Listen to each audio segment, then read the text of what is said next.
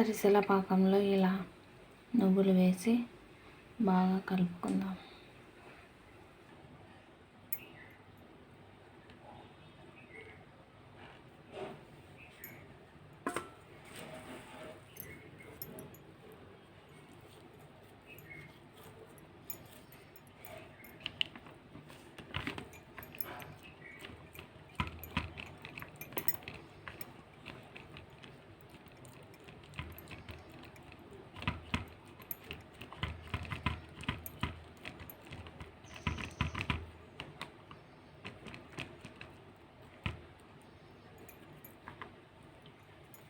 ఇక్కడ నూనె వేడెక్కింది,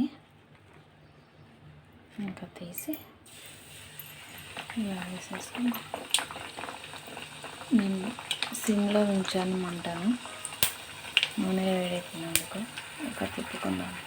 ఒక్కోసారి తిప్పనిక వెళ్తే విరిగిపోతాయి, అప్పుడు ఇలా చేసుకున్నా పర్వాలేదు. ఇలా చేసుకొని ఇంకొక స్పూన్ సహాయంతో ఇలా తీసేసుకోండి. ఎంతో టేస్టీగా అయిన అరిసెలు మనం ఈజీగా చేసుకోవచ్చు. ఇలా ఇంకొక స్పూన్ సహాయంతో ఇలా తీసేసినాను. చూడండి ఎంత బాగా వచ్చిందో.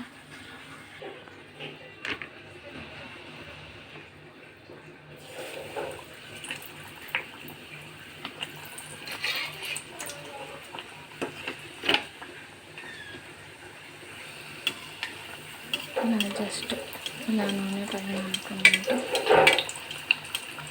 అరిసెలను నూనెలో వేయించుకున్నాం. నేను సిమ్లోనే పెట్టాను అన్నమాట.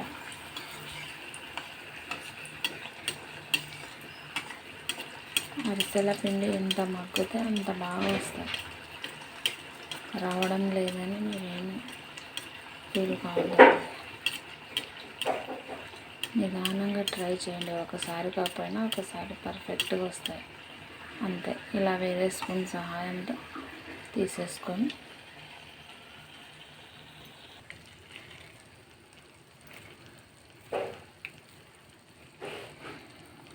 ఇలా పెట్టేసుకుందాం.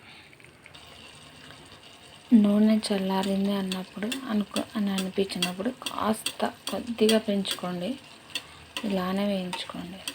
ఒక్కోసారి టర్న్ చేస్తే విరుగుతాయి, కంగారు పడాల్సిన అవసరం ఏం లేదు.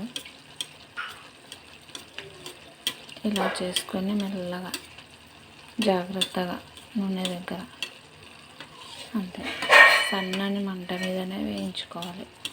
అప్పుడు నల్లగా కాకుండా ఎర్రగా బాగుంటుంది. మంట తగ్గి కాలడం లేదన్నప్పుడు మాత్రమే కాస్త మంట పెంచుకుంటే సరిపోతుంది. ఎటు తిరిగి ఫ్లేమ్ మంట ఏ వంటకి ఎలా పెట్టుకోవాలనేది బాగా తెలుసుకోవాలి. కొత్తగా చేసేవారి కోసం చెప్తున్నాను అన్నమాట. అయిపోయింది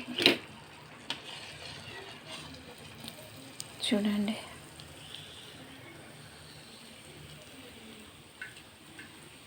నేనైతే ఆయిల్ వత్తడం లేదు.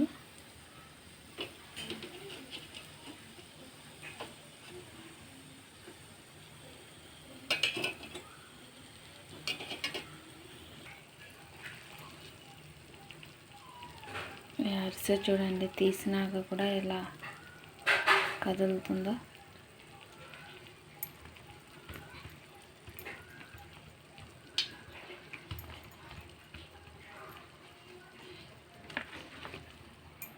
ఇలా మెల్లగా వేసుకోండి.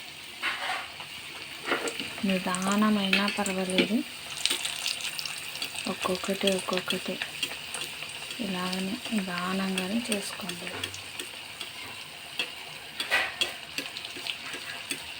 ఒక్కొక్కటి ఇలా మన పూరీలాగా పొంగుతూ ఉంటాయి.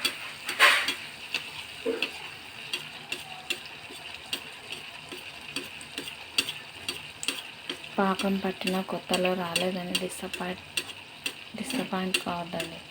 ఒక్కోసారి పాకం ఎంత మగ్గితే అంత బాగా వస్తాయి. మీరు చేసే ముందర పాకంలో కాస్త చేసి పెట్టాక కాస్త నెయ్యి నూనె వేసి అలాగే పెట్టేసేయండి.